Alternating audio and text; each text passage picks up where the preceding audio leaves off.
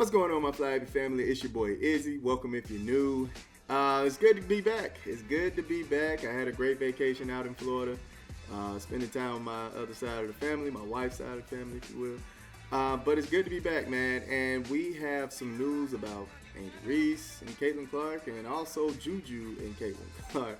We're about to get into it, but y'all already know, man. Before we do that, y'all make sure y'all hit that thumbs up for your boy if you like the content. And don't forget to subscribe to the channel. We're trying to hit 17K, so if y'all can help me out with that, I highly appreciate it. And don't forget to get in the comment section and let me know what y'all think about this. Let's get it. Really inspired me or touched me. Beautiful. One of the names that we always hear when we hear Angel Reese is Caitlin Clark as well. People have tried to pit you guys against each other. How much of that is actual rivalry versus just commentary from the public, like people trying to make you guys be enemies? Yeah, I think it's just competition. It's been competition since college, being able to play against Caitlin. I've been playing against Caitlin since we were probably in 8th or 9th grade. We both were really competitive during AAU. I went to Maryland, she went to Iowa, so we competed there, and then finally being able to compete in the national championship. So people don't know the legacy of us being able to play against each other for a really long time, but obviously social media is going to put two women against each other, and I think it's just been able to be something that is negative but also positive. I think it shines light on women's basketball, so I'll take that of being able to be the person that gets the hate, but I know that at the end of the day, I'm growing women's basketball and helping women's basketball. Do you feel like sometimes her fans cross the line? I don't think it's just her fans. I think it's fans in general. I mean, people don't realize at the end of the day we're human. I mean, you guys watch us, and knowing that, like, it's just basketball. I promise you, it's just basketball. I don't have any hard feelings towards her. She doesn't have any hard feelings towards me, but yeah, it gets crazy sometimes. Now, I do agree with her that the media was pinning her and Caitlin Clark against each other because of the double-double thing that was going on. They was trying to make sure that Angel Reese looked like she was still in the race for the Rookie of the Year award. But she also had her hand in the cookie jar as far as the reason she was getting pinned against Caitlin Clark from the things she was saying throughout the season, and of course the whole ring pointing thing, right? It seemed like she's trying to move forward as well with what she said as far as it's not all Caitlin fans, it's just fans in general, right?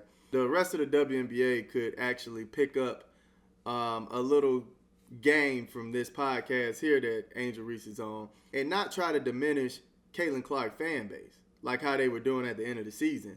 It was ridiculous. I mean, it's almost like every player was coming out and saying something bad about Caitlin Clark fans and the Fever fans. It's like, okay, so y'all got to sit here and act like it's just Fever fans that might be saying something crazy.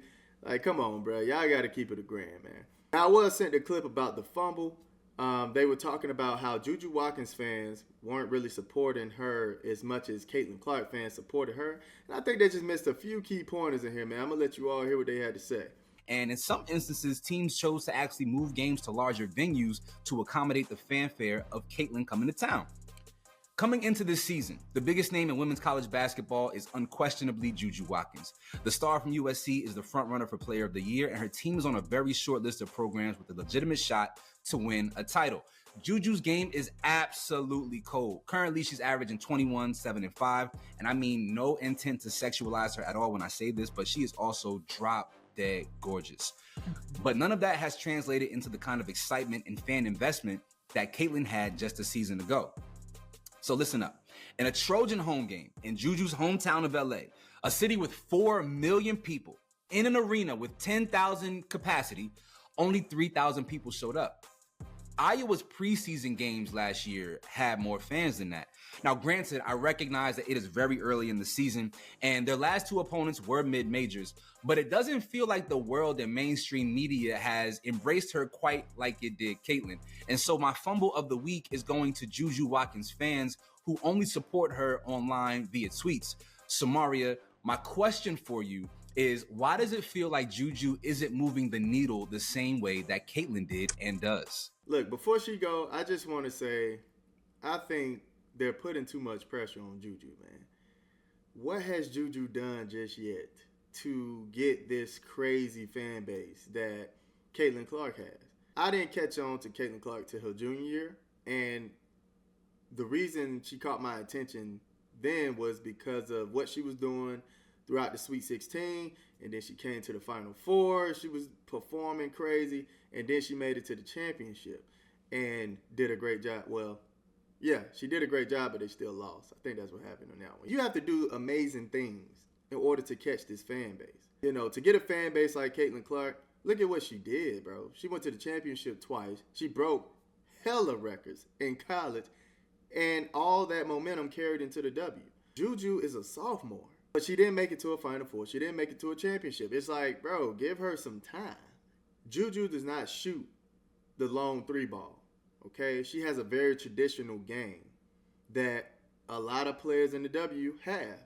And I'm not saying that's a problem. I'm just saying it's not as captivating as what Caitlin Clark does on the court. That's all. I think the people that are putting race into the situation are trying to find a black Caitlin Clark so bad that they're going back to Juju, who is a sophomore. It's like, dang, bro, just relax. Relax. I mean, stop trying to find somebody to go against Caitlin Clark.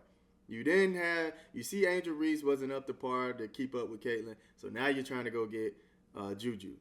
I mean, in a minute, you're going to say this flauché. Yes, Juju has a lot of people behind her on the internet. Yes, I get it.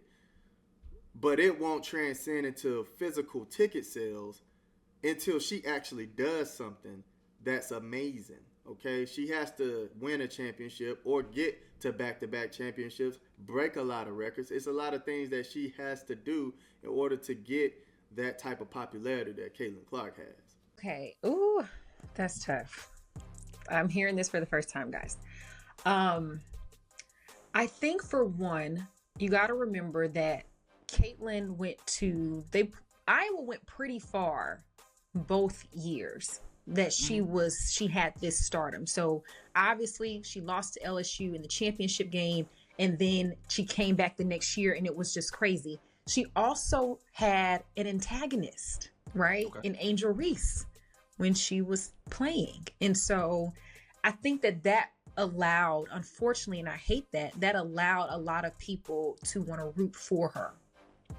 And so I don't think that Juju has that storyline. So maybe she can get it. I don't know. Like maybe,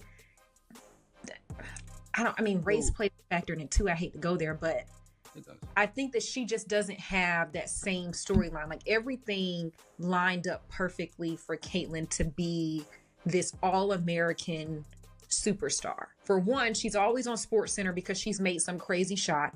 And for two, she lost in the championship game. Like I just mentioned, everybody remembers Angel, talking about the ring. And that is a perfect storyline for people to eat it up. You're going to be on one side or the other.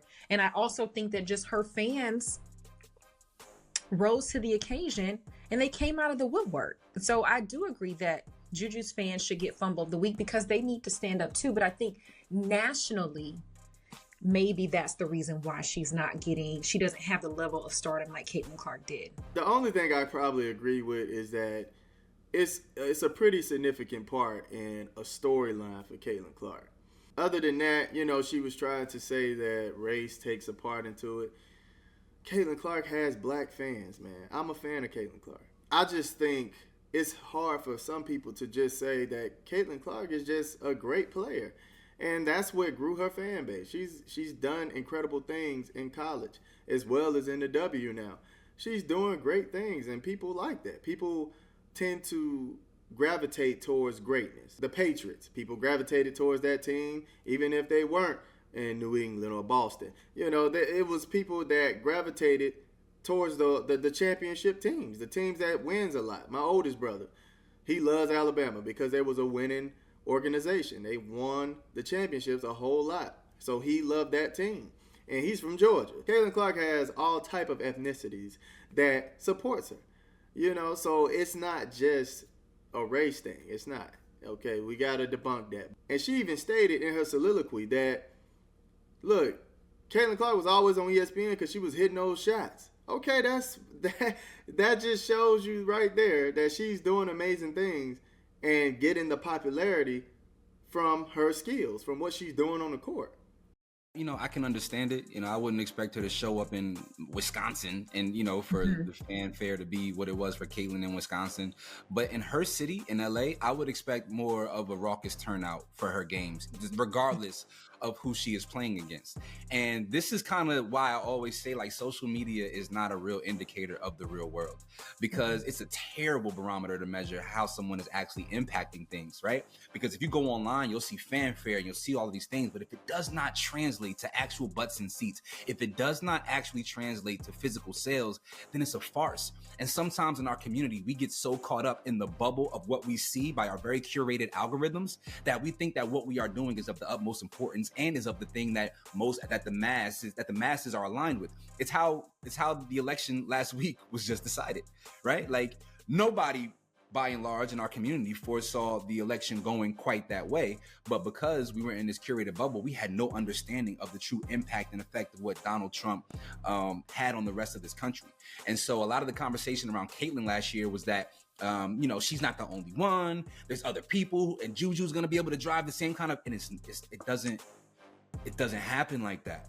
It doesn't happen like that. And whiteness is so overwhelming. There's so many more white people in this country. And when they take an investment into somebody, they actually show up. And unfortunately, sometimes in our community, we do lip service and we do Twitter finger service, but we don't actually show up in a real meaningful way, in a way that is tangible, that creates tangible results for the person that we say that we love so much.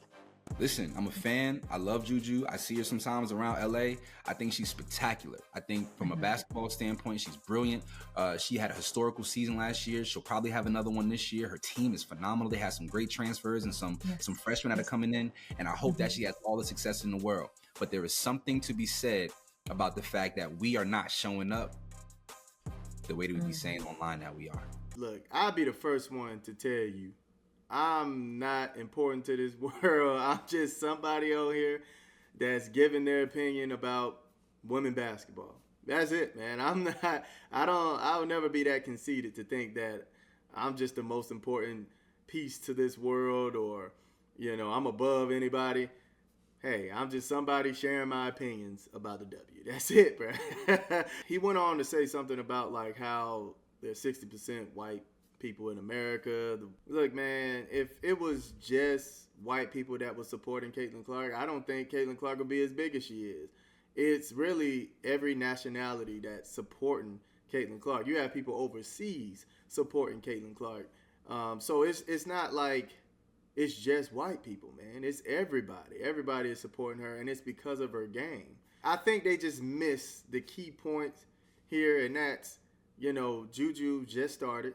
She hasn't won a championship, haven't made it to a championship, haven't made it to a Final Four. Not only that, it's not a black and white thing. It's multiple nationalities supporting Caitlyn Clark. It's not just white people. I don't think it's a race thing. I think it's just Caitlyn Clark gets on that court. She does things nobody's seen from a woman, and it's captivating. It's captivating, man. People really enjoy watching her. I think those are the main things, and that's no slight at the Fumble. Like I said, I think they're a good podcast from what I've seen, but I think they just missed those key points. Y'all did the same thing with Angel Reese. And when I say y'all, I'm talking about the people that keep putting race into the situation. You did the same thing to Angel Reese. You didn't allow Angel Reese to come in and just play her game. You wanted to pin her against Caitlyn Clark. And I think her team wanted to pin her against Caitlyn Clark as well, from what they were doing, what they were saying. Just allow them to play. Do not do what y'all did to Angel Reese. Glorified the double-doubles, and it made her ignore basketball. How do y'all feel about Juju, man? Do y'all feel like Juju is getting put on this pedestal a little too early?